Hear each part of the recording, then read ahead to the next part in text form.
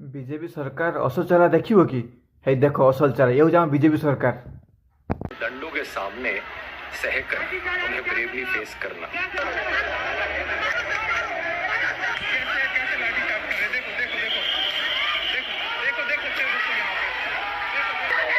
देखिए देखिए ये किस तरीके से यहाँ ये देखिए प्रदर्शनकारियों को किस तरीके से यहाँ पर पीटा जा रहा है, किस तरीके से अपने ही जवान गुलाम थे, उन्होंने गोली मारी थी, अब में फर्क कितना है, आपने लाठी मारी है ना। आपने भावतु एत लोक आंदोलन कर प्रधानमंत्री किसी फरक पड़ुची कि फरक पड़ूनी।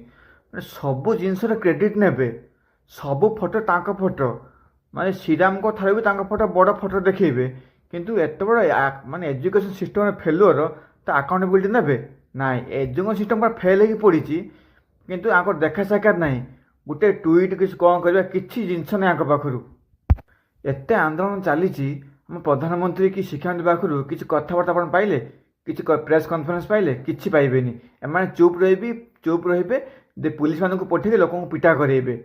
आप देखते काली पुलिस मैंने पिटुले गुंडा भाया पिटुंट। बीजेपी सरकार पुलिस गुंडा आ कि नुहे नॉर्थ कोरिया जहाँ आम देश बर्तमान से अवस्था हो गलानी। माने बीजेपी सरकार पुलिस पिला माने आंदोलन को शांति टीयर गैस छाड़ुंट पत्थर आणिक मारुंट। भावतु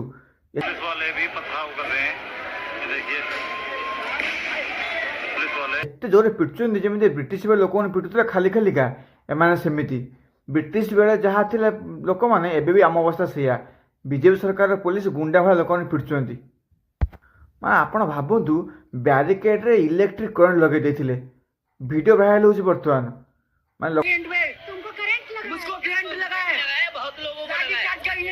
कहते ब्यारिकेड रे करंट मार्चु माने आम सरकार एमती भावतु पिला माने आंदोलन करेंगे परीक्षा पेपर लीक होती असुविधा होची माने आंदोलन को रखापी पुलिस द्वारा मारे इलेक्ट्रिक करंट लगुच ब्यारिकेड रे तापर एम विश्वगुरु माने लज्जा शरम किसी ना आम बीजेपी सरकार को।